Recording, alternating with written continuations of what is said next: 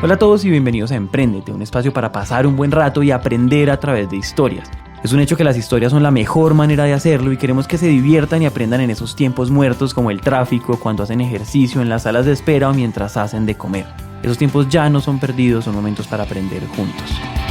Síganos en nuestras redes sociales, @SomosEmprendete en todas partes para estar conectados con todo nuestro contenido o escríbanos a nuestro WhatsApp 317-316-9196. Repito, 317-316-9196. Hay marcas que hoy no suenan tan grandes que casi que cuesta creer que un día fueron emprendimientos, y por otro lado hay marcas que suenan tan globales que cuesta creer que su origen tiene que ver con Colombia. Mi nombre es Juan Pablo y en este episodio de Emprendete les queremos contar la historia de José Vélez, cofundador de Pagos Online, la empresa que después se transformaría en PayU, una de las plataformas de pagos online más grandes del mundo. Esta historia se las cuenta Daniela, más conocida en Emprendete como La Negra. Cuando José Vélez tenía unos 12 años de edad, su papá llevó un computador a la casa, un Apple bien viejito, más antiguo que el Macintosh. Su papá era profesor y quería aprender a programar esas vainas, esas computadoras que estaban apareciendo por todos lados. Entonces mi papá compró el computador para aprender él y el que se terminó engomando fui yo. Fue José el que se obsesionó con el tema de los números y los códigos. Estaba encantado. Esto fue hace, más de 25 años, quizás 28, dice José. En un tiempo en el que no había tutoriales de YouTube ni cursos de programación para niños en Internet. ¿Cómo hace entonces un joven bogotano de esta época para aprender a programar por su cuenta? Bueno, había una librería al lado de Unicentro, se llama la librería El Ingeniero, y tenían libros de programación. Okay. Entonces yo terminé yendo allá a comprar libros, me compraba los libros de programación y me los leía y me los estudiaba, y así aprendí a programar básicamente. Aprendí solo básicamente leyendo libros. En esa época estaba naciendo Internet, entonces era la época pre-Internet y ya había lo que se llamaban los boletines como de... ¿Cómo se llama? Con la sigla en inglés, BBS, o los boletines, digamos, había unas redes pre-internet donde uno se conectaba con el módem, sí, y podía hablar con gente y podía leer cosas. Entonces yo estuve en esa época y así empecé a hacer algunos amigos también gomosos que también se conectaban. Y bueno, ahí poco a poco fui aprendiendo. Yo diría que eso fue mi formación y de ahí arrancó absolutamente todo. No me acuerdo muy bien cómo, pero me empezaron a llegar estudiantes de universidades que estaban rajándose en las clases de programación. ¿Y tú no estabas estudiando? Entonces yo me volví profesor de programación de universitarios. Digamos, este fue mi primer negocio. Yo daba clases de programación y hacía programas para los ingenieros industriales y los ingenieros civiles y todo eso que tomaban clases de programación en la universidad y no entendían ni papa. En esta época José tenía como 16 años, es decir, mientras estaba en el colegio le daba clases a estudiantes universitarios de ingeniería. Además de eso empezó a interesarse por los clones, esos computadores que la gente armaba comprando las partes individualmente. Entonces yo empecé también a armar computadores, pues, compraba las partes en un lago, los armaba y los vendía, y empecé como a tener cada vez más clientes así también. Yo ganaba más en esta época de colegial y de universitario que incluso lo que yo ganaba en pagos online durante muchos años. Me iba súper bien. En una época en la que los computadores eran una vaina rara en los hogares y en la que hasta los profesionales luchaban por usar Word, José era un pelado que sentía pasión por esa tecnología, que le estaba cogiendo el tiro en segundos a un mundo que iba a partir la historia en dos. Eso sí, sin imaginarse en ese momento que eventualmente él sería una pieza fundamental de esa historia. Las siguientes escenas de esta historia son en el ejército. En Colombia, después del colegio, muchos estudiantes prestan servicio militar, que como se imaginarán es un trabajo duro, muy exigente físicamente. Pero la historia de José fue diferente. En el ejército me fue muy bien, porque yo era de los pocos soldados que sabía como de sistemas. Entonces yo era el encargado como del computador del batallón, y yo era el que imprimía los permisos para salir del batallón. Entonces yo tenía toda una mafia ahí de impresión de servicios y bueno, tenía hasta guardaespaldas y todos soldados que me cuidaban, porque yo era el que controlaba más o menos quién salía y quién no del batallón. Y como a los 6 meses, yo presté servicio militar por 1 año, y como a los 6 meses yo me di cuenta que al coronel donde yo estaba prestando el servicio le estaban ofreciendo hacer una página web para el ejército. Una empresa le estaba ofreciendo y le estaba cobrando una cifra ridícula. Y estaban evaluándolo seriamente, pagarle a esa empresa cientos de miles de dólares para que hiciera una página web, porque en esa época la guerrilla tenía páginas web como que estaban ganando mucha audiencia y el ejército necesitaba hacer algo al respecto. Entonces yo le propuse al coronel en donde yo estaba prestando el servicio militar que si me dejaba ir a la casa, a dormir a mi casa, yo le hacía gratis la página web y me encargaba de la página web. Y por cuestiones de la vida el coronel aceptó. Llegué a mi casa, no sé qué, le conté a mis papás que me habían dado la salida del ejército y me fui a la Librería Nacional a comprar un libro sobre cómo hacer páginas web. Como ya había aprendido todo lo demás, pues dije, no, pues imposible que no sea capaz yo de hacer una página web. Entonces así arrancó mi vida de hacer páginas web. Yo hice una de las primeras páginas web del ejército. Los 6 meses que quedaban del servicio los pasó aprendiendo a hacer sitios web. Contactó a un amigo del colegio que se llamaba Martin Shrimp. Martin se había ido para Inglaterra y allá tenía un hermano que estaba haciendo páginas web por esos lados. José le pidió ayuda. Él echó una mano enseñándole lo que pudo y para cuando José salió del ejército ya era también un duro en eso. Y bueno, apenas salió del ejército le empezaron a llegar los clientes. Entonces, por ejemplo, yo hice la primera página web de RCN en Colombia.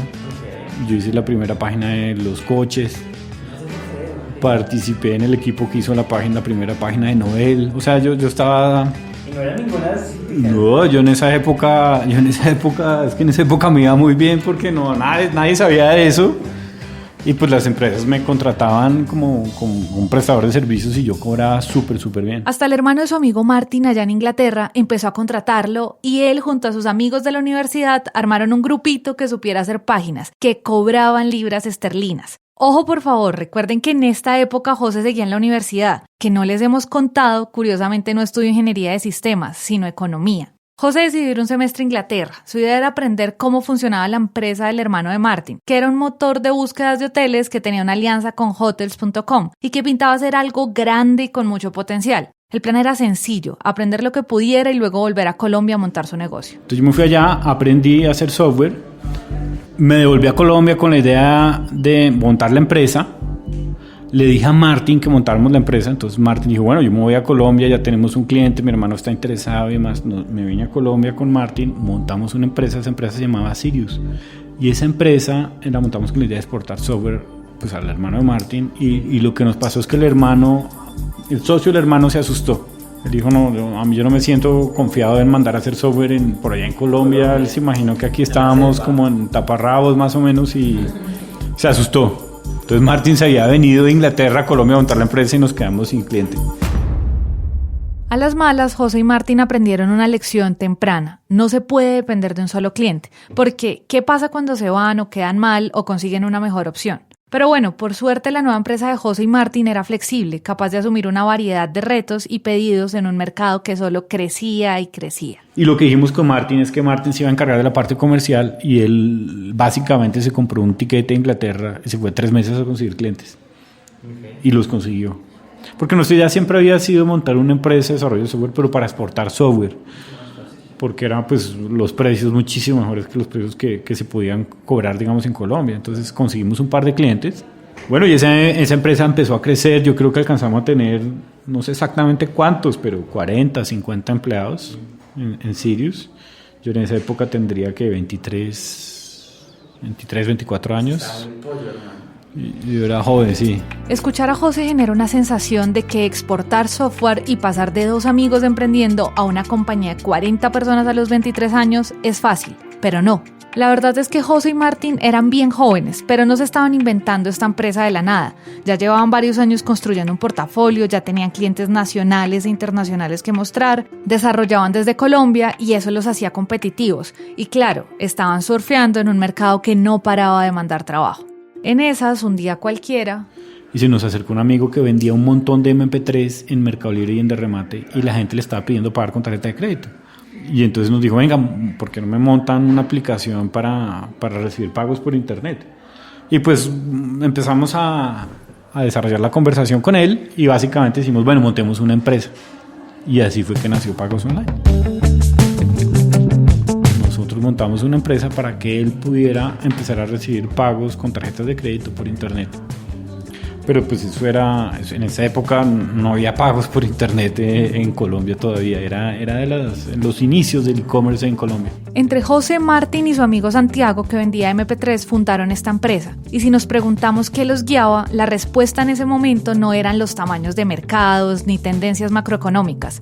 En ese momento a José y sus socios los movía la intuición. Yo creo que las primeras etapas de una empresa son más un proceso de descubrimiento. Yo creo que las primeras etapas de la empresa parecen más como un proceso científico de descubrimiento, más que un proceso académico de planeación inicial en donde uno hace un business plan súper cuidadoso y demás. Entonces, de alguna manera uno lo que está haciendo es descubrir todos los días por dónde es el camino, ¿no? Entonces uno de alguna manera lo que tiene que optimizar es como esa velocidad de aprendizaje, y eso digamos en la teoría tradicional es bastante distante de lo que uno ve uno pensaba que la esencia era hacer un business plan, y yo creo que uno tiene que entender en qué mercado se está metiendo, pero también tiene que aceptar que hay muchas cosas que uno solo haciéndolas las entiende y las aprende.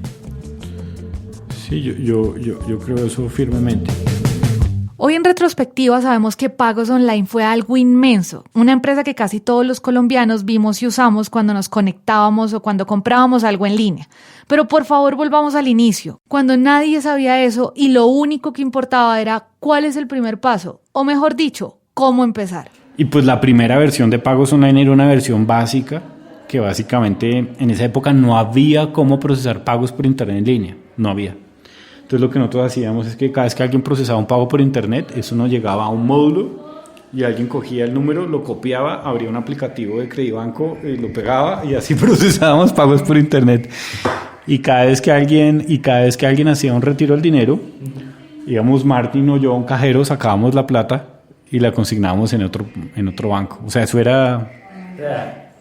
eso fue Chinomatic de verdad. En pleno 2020 esta lección puede sonar común, pero la verdad es que no pierde vigencia. Y es que mi primer producto, muy lejos de ser perfecto, debe contener mi propuesta de valor, que en este caso es procesar pagos por internet con el menor esfuerzo de desarrollo posible. Como escucharon, Pagos Online no procesaba automáticamente pagos. Siempre había gente detrás haciéndolo todo manualmente, pero al principio no importaba. En ese momento lo más importante era aprender, era ver si las personas pagaban, cómo lo hacían, etc. Y después habían argumentos para desarrollar todo lo demás. Esta forma de pensar se popularizó con un libro muy famoso, casi rimbombante, llamado Lean Startup, de un señor que se llama Eric Rice, que en realidad es una forma muy emprendedora de describir el método científico. Lo que me llama la atención es que Rice empezó a escribir esto en el 2008 y Pagos Online nació en el 2002. Y bueno, y poco a poco empezaron a llegar clientes, pero como no teníamos la presión, como Sirius le iba bien, no teníamos tanta presión financiera y podíamos aguantar un poquito.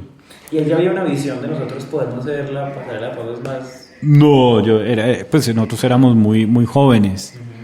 Nosotros éramos muy jóvenes, éramos muy, no sé cómo decirlo, un poco parroquiales, porque pues nosotros ni entendíamos que existían fondos de capital ni nada, sino pues nosotros estamos haciendo negocios de tecnología y lo que nos gustaba, pero no mucho más. Entonces, Pagos Online empezó a crecer. Yo me gradué de economía. Empecé a estudiar la maestría en ingeniería de sistemas, y mientras fuimos desarrollando Pagos Online, pues yo también hacía mi carrera, y como a los 2 o 3 años de haber fundado Pagos Online, nosotros tuvimos un fraude muy grande. Porque cuando alguien compra por internet, si la tarjeta de crédito que se utiliza es una tarjeta de crédito robada o clonada, el que asume el riesgo es el que vende, el comercio. No es el dueño de la tarjeta, sino es el que acepta el pago. Entonces hubo un comercio que se hizo pasar por una empresa que exportaba ropa a Estados Unidos, tenía cientos de tarjetas de crédito robadas y nos hizo un desfalco terrible. En ese desfalco perdimos absolutamente todo lo que habíamos ahorrado en todos los años anteriores. Santiago le ha ido muy bien y todos lo de sus ahorros de los MP3 los perdió, Martín y yo también. Perdieron más de 50 millones de pesos, que para la época era muchísimo más de lo que sería ahora. Santiago, el amigo de los MP3, quedó devastado y decidió retirarse de la empresa. Las cosas simplemente no pintaban bien para Pagos Online. Cuando tuvimos el fraude, tuvimos una junta directiva, y esa junta directiva nos básicamente la recomendación es que cerráramos la empresa. Este es uno de esos momentos en donde si el emprendedor decide cerrar, nadie lo culparía. Es como una justa causa en la moral empresarial. Pero José y Martin no lo hicieron. Entre los dos se dieron fuerza para seguir adelante. Creían en su empresa, pero también tenían que admitir que este era el momento para mejorar o hundirse. Pero algo que hicimos nosotros fue que nos enfocamos en desarrollar un módulo antifraude para que no volviera a pasar el mismo fraude. Y ese módulo antifraude fue lo que nosotros nos diferenció por años enteros en Colombia y lo que en últimas nos permitió volvernos los líderes de Colombia. Entonces, ese gran problema que tuvimos nosotros se terminó volviendo como la gran ventaja. Fue como la incepción de lo que sería nuestra ventaja competitiva por muchos años en pagos online. Además de eso, tenían que organizarse. Recordemos que ellos tenían Sirius y tenían pagos online y se estaban pisando las mangueras. Decidieron entonces que Martin sería gerente de Sirius y José pasaría a convertirse en el gerente de pagos online a tiempo completo. Así pasaron los años. Un tiempo después, como en el año 2008, se nos acercó una empresa argentina que se llamaba Dineromail. Era una empresa que tenía fondos de inversión, que sabían mucho más de estos temas de emprendimiento que nosotros y mucho más profesionales, digamos. Y ellos nos ofrecieron comprar la empresa. Esa empresa, Dineromail, había sido fundada por los fundadores de remate.com. Sí. Eran los mismos fundadores, eran pues los íconos del emprendimiento de Colombia. Entonces nosotros empezamos a hablar con ellos y llegamos a la conclusión de que nosotros, pues que era mejor negocio vender la empresa y unirnos a ellos que seguir independientes, porque tenían millones de dólares de inversión y estaban en varios mercados y nosotros nada más estábamos en Colombia, en donde pues todavía el e-commerce era muy pequeñito. Ese negocio se cayó, entonces nunca ejecutamos la venta, pero alcanzamos Martin y yo a trabajar para ellos. Entonces Martin se fue a vivir a México como country manager de Dineromail en México y yo era el gerente de operaciones o el COO, digamos, de Dineromail, y yo también viví en Argentina. Y aprendimos un montón en esos meses en los que se pensaba pues que íbamos a hacer como el negocio con Dineromail. El negocio se echó para atrás completamente, pero ahí fue cuando nosotros vimos que había un mundo mucho más allá de Colombia, había un mundo de inversionistas, que había que ser mucho más estratégico en qué mercados hay que invertir, que Colombia pues no era el mercado más grande de la región, que era muy importante tener presencia en Brasil, que era muy importante tener presencia en Argentina, en México. Nos cambió completamente la visión y yo creo que ese fue el momento que nosotros empezamos a pensar de verdad en grande. En las historias de las empresas hay diferentes puntos de inflexión. Pueden ser comerciales, cerrar un cliente muy importante, o pueden ser financieros, recibir inversión, pero también pueden ser de mentalidad. La relación con Dineromail prometía ser un hito financiero, pero terminó siendo una transformación en la forma en la cual José y Martin se veían a sí mismos. Sí, efectivamente el negocio se cayó, pero pasó algo mucho más importante y es que ellos entendieron que podían ser una empresa global. Quisiera hilar fino. Estas palabras son muy usadas, pero es muy diferente una persona que dice que quiere ser el próximo Google que una persona que sabe que puede ser el próximo Google. Esto no es solamente ley de atracción, esto es conciencia de mis capacidades y conocimiento de un ecosistema que me permite lograrlo. Eso fue como un momento de abrir la mente y nosotros dijimos, pues bueno, estos argentinos pues sí son pilos y todo y son muy queridos, pero nosotros tampoco es que seamos ni menos capaces ni más bobos que ellos, porque si ellos pudieron, nosotros no vamos a poder. Y eso nos cambió ese fue el cambio de mentalidad. Si alguien puede, ¿por qué yo no?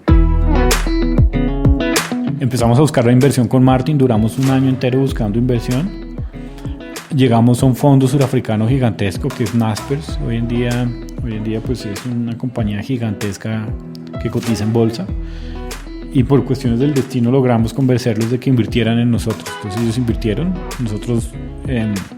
Ellos tenían una modalidad de operación en donde adquirían el control de las empresas, es decir, la mayoría accionaria, pero dejaban a los emprendedores en la empresa. Compraron la mayoría accionaria de pagos online, pero nos dieron millones de dólares para empezar nuestra expansión. Y así fue que empezamos a construir lo que hoy en día es PayU. Entonces cambiamos la marca de pagos online a PayU porque era una marca que ya tenía Naspers. Y compramos a Dineromail, la empresa que nos iba a comprar a nosotros.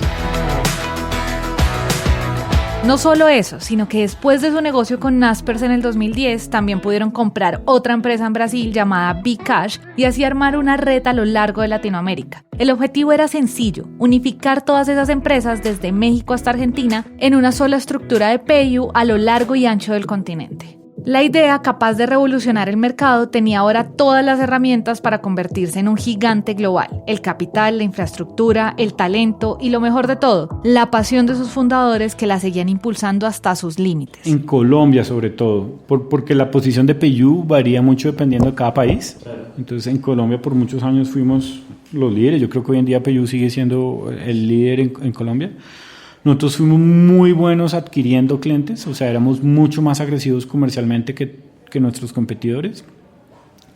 Y éramos muy buenos implementando esos clientes, es decir, conectándolos a la plataforma. Las grandes diferencias que hacían de PayU algo especial, en palabras de José Vélez, eran primero su famoso módulo antifraude para proteger a los clientes. Segundo, su fuerza en poder venderse a las grandes marcas como cadenas y aerolíneas. Y tercero, un equipo que era buenísimo para implementar a los clientes. Cada vez que vendían un producto a un cliente, su equipo ya estaba trabajando en implementarlo inmediatamente. Entonces, mientras nuestros competidores se demoraban 3 meses en salir al aire con la conexión y con un montón de problemas y mal servicio, nosotros lo hacíamos en semanas. Y eso yo creo que nos diferenció muchísimo. Yo creo que eso nos diferenció en Colombia. Nosotros crecimos muchísimo. Cuando nosotros vendimos la mayoría accionaria, nosotros terminamos creciendo como 100 veces los ingresos en esos 8 años. 100 veces. O sea, 100 veces. Y eso que ya pues Pagos Online en esa época pues facturaba bastantico ya en el 2010. Entonces creció mucho. Entonces los primeros años fue como, yo creo que nosotros vimos que había una oportunidad, como nosotros sabíamos que Colombia el e-commerce no era tan grande, nosotros vimos una oportunidad clarísima y era crear una plataforma para que los clientes, los comercios, pudieran procesar en pagos en toda América Latina, pero sin necesidad de hacer conexiones por país, sino una conexión técnica. Un único API que permitiera prestar el servicio en todos los países a la vez. Entonces, lo que nosotros hicimos con la plata que recibimos fue, por un lado, pues seguimos invirtiendo mucho en Colombia, pero por otro lado, desarrollar una plataforma tecnológica que permitiera procesar en todos los países de América Latina con una misma integración técnica, un mismo contrato, un mismo ejecutivo de cuenta y demás. Y eso fue una inversión de años en desarrollo técnico. Y eso fue lo que, digamos, logró atraer a clientes tan grandes como un Netflix, como un Facebook, como un Uber, Google, para que trabajara con PayU, porque nosotros teníamos una plataforma que podía procesar pagos en México, en Colombia, en Perú, Argentina, Panamá, Brasil, Chile. Así pasaron 8 años, desde el 2010 hasta el 2018, para lograr establecer a PayU como la plataforma definitiva de pagos en línea en toda Sudamérica. Hacerla la opción más fácil, más eficiente, la más intuitiva para las grandes empresas. El trabajo de José y su equipo dio resultados. Es muy posible que ahora, si usted va a pagar algo con su tarjeta en algún sitio web latino, se encuentre con el logo tan familiar de PayU en su computador. Es un salto tremendo, de ser un chico aprendiendo código en el computador de su papá a ser una de las personas al mando de una multinacional. Y con todo y eso, para el 2018 hay un nuevo punto de inflexión. No comercial, no financiero, no de mentalidad. En 2018 hay un punto de inflexión más ontológico, que implica un punto de inflexión para la vida de José. El último año hubo una reorganización muy grande en PayU y dejamos de tener equipos encargados de regiones, sino más bien había como una organización por funciones. Y mi rol el último año en PayU fue CTO global. Yo fui el CTO de todo PayU a nivel mundial. Entonces yo tenía equipos de desarrollo. Había equipos de desarrollo en Colombia, Brasil, Berlín, Sudáfrica, en Polonia, en República. Eso era todo un reto, pero la verdad esa época pues fue interesante, pero yo creo que soy mejor emprendedor que ejecutivo. Sí. Entonces también por eso tomé la decisión de salir de PayU y arrancar algo nuevo, porque pues, me la pasaba en un avión. No, era difícil manejar tantas culturas, tantos equipos, una organización tan grande, tantas tecnologías diferentes. Entonces yo digamos, esos años fueron los últimos años en PayU fueron muy interesantes, pero también muy pesados, Yo creo que la vida de esos ejecutivos de las grandes compañías tiene su precio, digamos, estar en esos cargos. Y yo sentía que prefería pues más bien arrancar algo nuevo y estar más tiempo con mi familia. Yo me la pasaba la mitad del mes en un avión. Para muchos, José estaba en la cima, había logrado con su empresa lo que muchos ni se atreven a imaginar. Y es curioso porque la forma en la que habla José suena que el siguiente proyecto es un emprendimiento más tranquilo, más enfocado en darle un estilo de vida, en descansar el ajetreo de años de trabajo duro, pero esa no es precisamente la historia. Yo me retiré en el 2018, a finales del 2018, con la idea de tomarme un año sabático. Pero las 3 semanas ya no aguantaba más, entonces empecé a pensar como qué negocio arrancar y bueno, y ahí sí surgió Volt, por lo menos la incepción de Volt fue esa. A estas alturas, José ya había pasado casi 2 décadas pensando en servicios financieros y nuevas tecnologías, por lo que para él, en el próximo paso, quería aventurarse en el mundo de los bancos digitales. Hasta el momento, este tipo de ideas habían estado centradas en la facilidad y la comodidad de las personas individuales, evitándoles filas y haciendo más sencillo mover su dinero de cuenta en cuenta sin tener que esperar por un turno. Pero José pensó que sería interesante brindar facilidades parecidas a los pequeños y medianos negocios de Colombia. Pues yo siempre había visto que en Colombia los pequeños comercios tenían problemas o no aceptaban pagos electrónicos. Hoy en día uno va donde el doctor y es muy probable que le toque pagar todavía en efectivo.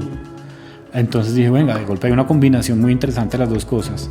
Montemos un banco digital, pero arranquemos con una solución de pagos.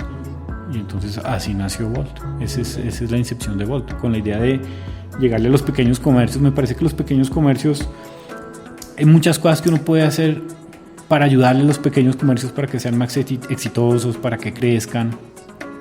Hay como un impuesto por ser pequeño comercio, que es el impuesto de la complejidad y la cantidad de tiempo en tareas administrativas que tienen que gastar los pequeños comercios pagando impuestos, haciendo vueltas con los bancos y demás. Y pues lo que nosotros vemos es que nosotros podemos ayudar a bajar ese impuesto para que no pierdan tiempo en esas cosas y se puedan enfocar en hacer crecer su negocio, ¿sí? En bajar la complejidad. Como montar un banco es una tarea monumental, José prefiere empezar por algo sencillo, una solución de pagos. Después de todo, Colombia es un país con más de 50 millones de tarjetas regadas en los bolsillos de sus habitantes. Hay estudios que dicen que los colombianos somos de las personas que más gastan con sus tarjetas débito y crédito, entonces seguro hay un buen mercado ahí para un emprendimiento. El primer producto de Volt es un datáfono que se conecta al celular para poder procesar pagos con tarjetas de crédito y débito. Es un datáfono a un precio muy asequible, sí, que los comercios pueden comprar. Entonces nada más hay un único pago, que es la compra del datáfono, y de ahí en adelante el comercio lo puede utilizar para procesar sus pagos de una manera súper sencilla a través del celular. Nosotros nos queremos diferenciar. Por un lado, nuestro datáfono pues es un datáfono sencillo, se conecta al celular, pero es un datáfono muy bonito, muy moderno, muy fácil de utilizar. Entonces queremos como traer algo como un poquito más de experiencia, como que se sienta como el éxito de la empresa de alguna manera también en los dispositivos que utiliza, que sean dispositivos modernos, agradables y demás.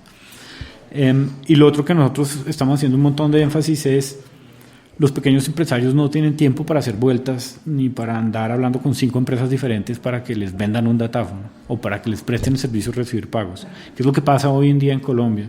Entonces con nosotros va a ser cuestión de minutos poder empezar a recibir pagos. Se compra el datáfono, al otro día le llega el datáfono a la persona, a su casa o a la oficina, baja una app y en 5 minutos llena unos datos y empieza a recibir pagos. Eso es lo que nosotros estamos haciendo y nosotros creemos que eso es muy valioso para los clientes que nosotros queremos atender, que son las pequeñas empresas del país, que no tienen horas enteras para dedicarle a estos temas y que eso les va a permitir como enfocarse mucho más en su negocio. Aquí quisiera dar doble clic en un tema, y es que hablar de datáfonos y decir que soy un neobanco, que es una forma sexy de hablar de un banco digital, suena contraintuitivo, porque los datáfonos son una tecnología más bien vieja. Si yo quiero ir a la vanguardia y me leo un libro sobre las tendencias del mundo financiero, es más probable que le apueste a pagos con códigos QR, que son muy populares en países como China, esos pagos que sin necesidad de tarjetas anticuadas yo puedo hacer desde mi celular, o por qué no, desde mi reloj. Lo cierto es que el entendimiento de la industria que ha tenido José hace que una apuesta por los datáfonos sea una apuesta muy consciente. los mercados de pago son mercados de dos lados. Entonces tienen consumidores o pagadores, sí, llamémoslos consumidores, y tenemos en el otro lado del mercado tenemos los comercios. Entonces para que un sistema de pagos funcione tiene que tener una masa crítica. Es un negocio de unas economías de red fuertísimas, porque si yo voy a pagar con una tarjeta de crédito que nadie acepta, pues ¿cuál es el beneficio de tener esa tarjeta de crédito? Pero si yo acepto una tarjeta de crédito que nadie tiene, pues yo para qué me desgasto afiliándome y sacando esa tarjeta de crédito como comercio, ¿no? Entonces para que en realidad se genere esa transaccionalidad tiene que haber millones de usuarios o millones de pagadores y tiene que haber por lo menos cientos de miles de comercios que acepten eso. Entonces el gran reto que tienen los QR code y todas estas nuevas formas de pagar innovadoras es que no hay una masa crítica para generar esa adopción. Entonces, otra forma de verlo es que hay como una infraestructura, como unas autopistas, que son como las autopistas de pago, que ya están en el país, ¿sí? Y esas autopistas ya funcionan. Entonces hay una alternativa, venga, yo voy a montarme en esta autopista, voy a ofrecer un servicio mejor diferenciado, pero ya voy a basarme en esta autopista, o voy a crear una infraestructura desde ceros. Crear una infraestructura desde ceros es supremamente costoso y es muy difícil, ¿no? Es como si nos diera ahora por tener carros que tienen cuatro llantas o lo que pasa con los trenes, que una vez montan las vías del tren, ya ampliarlas es muy difícil. Pues bueno, exactamente lo mismo pasa en los servicios financieros y sobre todo en pagos. Entonces nosotros decidimos hacer la apuesta de utilizar algo que ya existe. Ya hay 50 millones de tarjetas en el mercado. Ya hay 500,000 comercios que mal que bien están recibiendo puntos, digamos, para poder utilizar estas tarjetas. Nosotros decidimos apostarle a montarnos sobre eso que a crearlo desde cero. Yo creo que lo que pasa es que en China, la evolución de China fue muy distinta a la de otros países, porque en China, que es el que utiliza como referente para el tema de los QR codes, en China no había una infraestructura montada. Entonces ellos se pudieron dar el lujo de montar una infraestructura distinta. Se saltaron las autopistas de carros, entonces montaron algo distinto. Y por eso ya funciona. Pero en el resto del mundo ya hay una infraestructura montada. Y es demasiado costoso reemplazar esa infraestructura. Y lo peor es que no es tan obvio cuál es el gran beneficio de reemplazarla. Porque hoy en día con los pagos, con tarjetas, pues es muy fácil. Y aún más fácil con el contactless, digamos, con NFC, que uno simplemente acerca la tarjeta al datáfono y paga aún más rápido que pagar con un QR code. Entonces, desde el punto de vista del consumidor, pues en nuestra opinión, no es tan obvio cuál es el gran beneficio ni cuál es el gran dolor que se está solucionando. Y bueno, y lo que está pasando en Estados Unidos con Apple Pay, es que lo que hizo Apple Pay fue desmaterializar la tarjeta, insertarla en el celular, pero utilizar la misma infraestructura. Entonces, cuando yo estoy pagando con Apple Pay en Estados Unidos, que acerco mi celular al datáfono, es un pago NFC, es un pago con tarjeta de crédito en últimas. Entonces, en lugar de reinventarse toda la autopista, hubo una innovación para pasar a los celulares, porque yo sí creo que eso va a pasar. En 10 años o en 15 años no va a haber tarjetas de plástico. Pero eso no quiere decir que toda la infraestructura que lleva años desarrollándose por detrás, pues hay que echarla a la caneca para hacer una nueva infraestructura. Y eso habla del timing del que me hablabas. Entonces, exactamente. Entonces, como ya hay 50 millones de tarjetas, como el gobierno tiene el programa de la banca de las oportunidades y hay un montón de... Colombia ha tenido un crecimiento fuertísimo en inclusión financiera por el lado de los consumidores. Más de 80% de los consumidores en Colombia, o los adultos en Colombia, ya tienen un producto financiero. Es decir, la gente ya tiene. Ahora lo que toca es permitirles que lo utilicen. Ese es el problema que nosotros queremos utilizar, que queremos solucionar. Lo que dice José tiene sentido. De hecho, si se fijan, muchas de las apuestas de bancos digitales en Latinoamérica evidencian esto. Rappi tiene pagos con QR, pero también tiene tarjeta. Y el primer producto de Nubank, que hoy está en Brasil y en México, fue una tarjeta. Porque hay algo adicional, y es que tenerlas genera relaciones emocionales muy fuertes. Y le da un estatus al dueño de la tarjeta, la puede mostrar a los amigos, la puede mostrar a la novia. Y eso pues no se puede subestimar, sobre todo en estos mercados como los nuestros. Y uno lo que ve es que todos los bancos, los neobancos sacan tarjetas, pero además sacan tarjetas cool, ¿no? Como que se diferencian de los bancos tradicionales.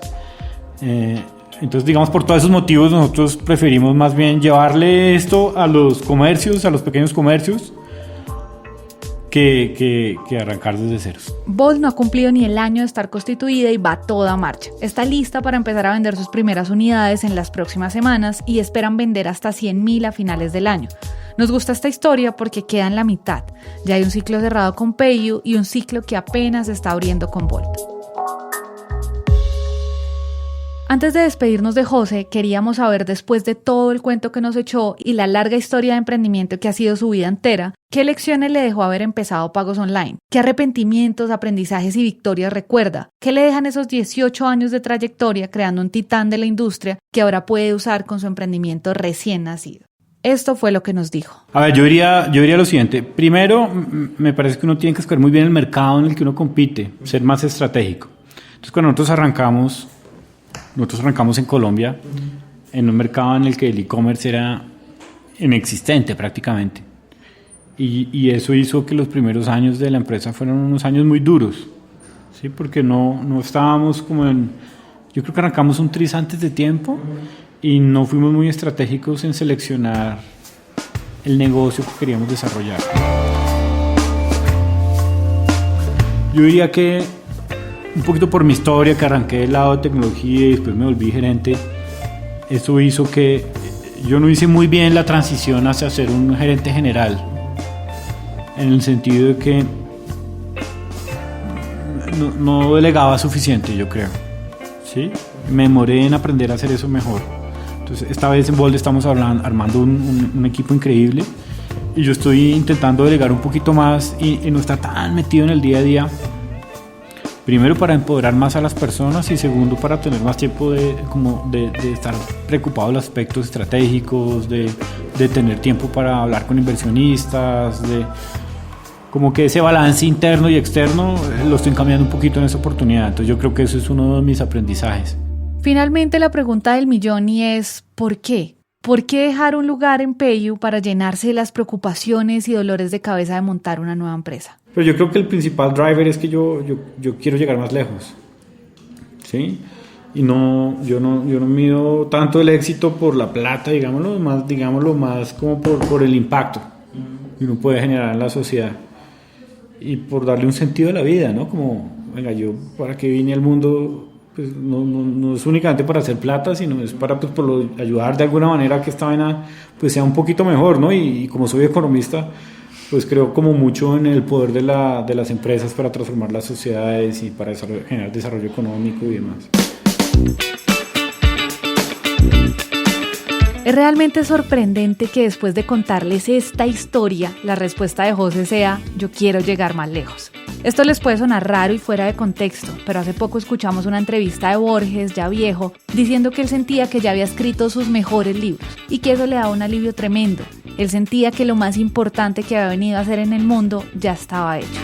Nos gusta esta historia porque esa no es la historia de José. Después de participar en la construcción de una de las empresas más importantes en la historia del emprendimiento latinoamericano, José siente que puede llegar más lejos, José siente que puede impactar más, y entonces Bolt está a semanas de lanzarse. El guión de este episodio fue elaborado por Rodrigo Rodríguez y Maru Lombardo y editado por mí. El diseño de sonido fue realizado por Camilo Petrucci y el trabajo gráfico por Juan Diego Bernal. Muchas gracias a José Vélez por abrirnos las puertas de su oficina y por contarnos su historia. Mi nombre es Juan Pablo, gracias por escuchar.